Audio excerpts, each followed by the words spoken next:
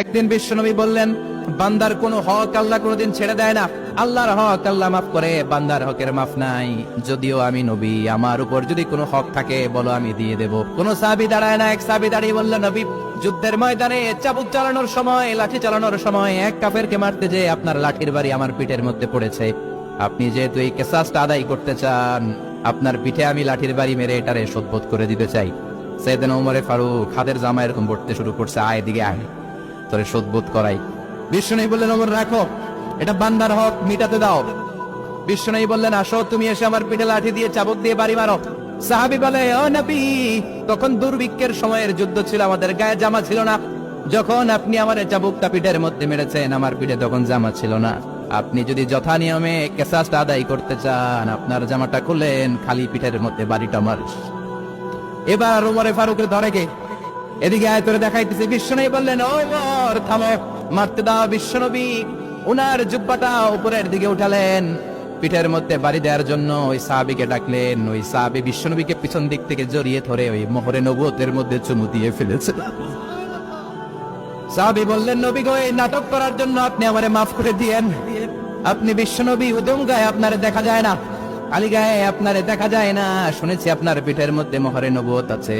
অনেক দিনের সাধনা, জল্পনা কল্পনা, আপনার মোহরে নবুয়তে আমার ঠোঁটটা আমি লাগাবো না। আপনার মোহরে নবুয়তের মধ্যে আমার ঠোঁটটা লাগিয়ে আমার ঠোঁটটারে আমি জাহান্নাম থেকে পরিত্রাণ করাবো। এজন্য প্ল্যান প্রোগ্রাম করে এতক্ষণ আপনার জামাটা খুলতে বলেছি। আপনার উপরে আমার কোনো হক নাই। আমার আব্বা আম্মা, আমার সম্পদ, আমার জীবন আপনার জন্য কোরবান গো নবী।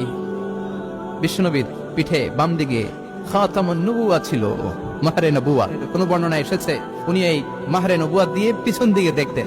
বিশ্বনবী যখন নামাজ পড়তেন উনি বলতেন, ইস্তাকিমু ওয়া আ'তাদিলু ইয়ারহামুকুমুল্লাহ, কাতার সোজা করো, ফাঁকা জায়গা বন্ধ করে দাও, কারণ আমি সামনে যেমনি দেখি পেছনেও তেমনি দেখি। অনেকে বলেন বিশ্বনবী পেছনে দেখতেন এই মাহরে নবুওয়াতের জায়গাটা দিয়ে। এটা ছিল বিশ্বনবীর behind CC camera, behind close circuit camera. আল্লাহু আকবার। বিশ্বনবী ছাড়া কোন নবীর পিঠে এরকম মাহরে নবুওয়া ছিল নাকি? কথা বলেন। এজন্য ওই নবীরে গালি দিলে সহ্য হয়? কথা বলেন, সহ্য হয়? আবিয়াদুল ইবতাইন, বগল ছিল শুভ্র সাদা।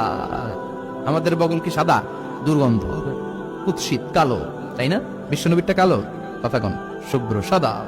আমরা দোয়া করি এভাবে। বিশ্বনবী মাঝে মাঝে দোয়া করতে করতে, বৃষ্টির জন্য যখন দোয়া চাইতেন, আরাফার ময়দানে যখন দোয়া চাইতেন, দোয়া করতে করতে হাতটারে উপরের দিকে করতেন। সবাই এরকম হাত তোলেন, সবাই হাত তোলেন। বিশ্বনবী মাঝে মাঝে আবেগের চোটে এইখান থেকে হাতটা এই জায়গায় নিয়ে যেতেন। সুবহানাল্লাহ। বিশ্বনবী যখন হাত আবেগের চোটে উপরের দিকে উঠাতেন, বিশ্বনবীর বগল দেখা যেত। সাহাবারা বলতেন, হাত্তা ইউরা বায়াদু ইবতাইহি, এই সুযোগে আমরা দেখতাম ওনার বগলটা ধবধবে সাদা, কোনো দাগ ছিল না। মুস্তাওয়াল জাবিন, প্রশস্ত ললাট ছিল। আসাম্মুল আন, ফাড়া নাক ছিল। বিষ্ণুবীর নাক কিন্তু বোচা ছিল না। এরকম চারটা নাকরে আপনারা কোম্পানিগঞ্জে কি বলেন?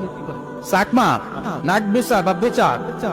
বিষ্ণুবীর নাক এই চাকমা স্টাইলে নাক ছিল না, খাড়া ছিল, খাড়া নাক ছিল। সুবহানাল্লাহ পড়ে।